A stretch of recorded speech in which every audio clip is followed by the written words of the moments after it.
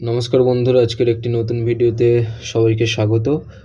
আজকে দক্ষিণ ভারতের অন্যতম একটি প্রধান নদী যার নাম কৃষ্ণা, সেটা আমরা পড়ব আজকের। এই নোটগুলো আমি নিজেই বিভিন্ন বই থেকে হাতে তৈরি করি।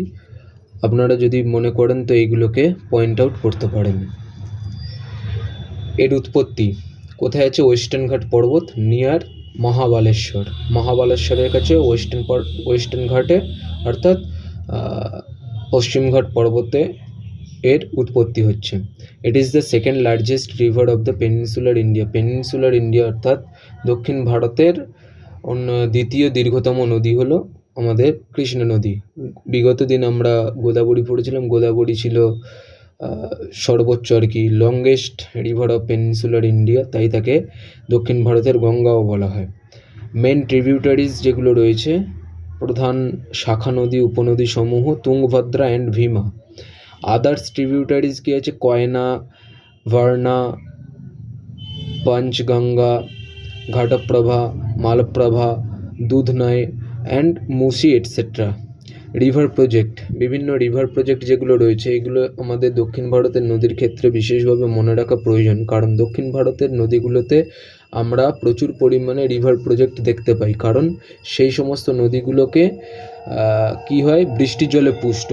তাই আমরা এই রিভার প্রজেক্টগুলোকে আমাদেরকে মনে রাখা খুব আবশ্যক। প্রথম রিভার প্রজেক্ট আমরা দেখতে পাচ্ছি দ্য কয়না হাইডাল পাওয়ার প্রজেক্ট। কয়না নদীর ওপর তৈরি, এক্সিকিউটেড অন কয়না রিভার। আর সেকেন্ডলি পয়েন্ট কি করা হয়েছে? Producing hydro electricity. কেন এই কয়না নদীর ওপর এই প্রজেক্ট তৈরি করা হয়েছে? কারণ এই ইলেকট্রিক সাপ্লাইয়ের জন্য। দ্বিতীয় আসছে নাগার্জুন সাগর প্রজেক্ট। এটা ভেরি ইম্পর্টেন্ট এই নদীর সিস্টেমের ক্ষেত্রে। নাগার্জুন সাগর প্রজেক্ট কি? Executed on river Krishna. Krishna নদীর ওপর তৈরি করা হয়েছে। নন্দিকোন্ডা ভিলেজের কাছাকাছি পড়ছে। Border of Telangana and Andhra Pradesh.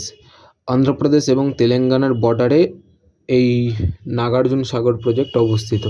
Named after the Buddhist scholar Nagarjuna. আমরা ইতিহাসে পড়েছি বৌদ্ধ ধর্মের একজন জ্ঞানী পণ্ডিত ছিলেন নাগার্জুন, তার নামে নামকরণ করা হয়েছে নাগার্জুন সাগর।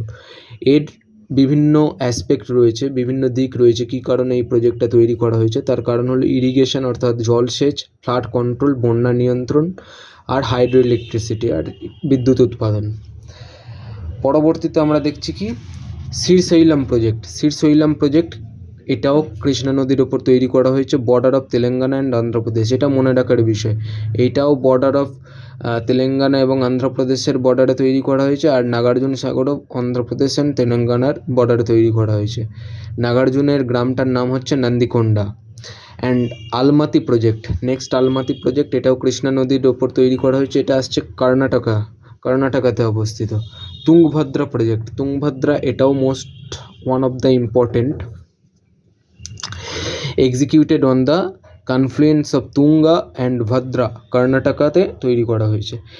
তুঙ্গা এবং ভদ্রা দুটি আলাদা ফ্লো। এটা তুঙ্গা, এটা ভদ্রা। এই তুঙ্গা আর ভদ্রা এখানে মিলিত হচ্ছে এই জায়গাটাতেই তুঙ্গভদ্রা প্রজেক্ট তৈরি করা হয়েছে। আর এটা কোথায় পড়ছে? এটা কর্ণাটকের মধ্যে পড়ছে। Joint project of Andhra and Karnataka এবং অন্ধ্রপ্রদেশ সরকারের যৌথ উদ্যোগ এটা। পরবর্তীতে আসছে ভদ্রা প্রজেক্ট। ভদ্রা এক্সিকিউটেড অন ভদ্রা রিভারের ওপরেই ভদ্রা প্রজেক্ট তৈরি করা হয়েছে। এটা কর্ণাটক স্টেটের মধ্যে পড়ছে।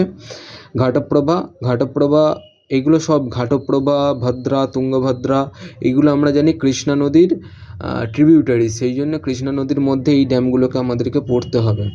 ঘাটপ্রভা আসছে এক্সিকিউটেড অন ঘাটপ্রভার ওপর এই ড্যাম তৈরি করা হয়েছে, যেটা অবস্থান করছে কোথায়? কর্ণাটকাতে।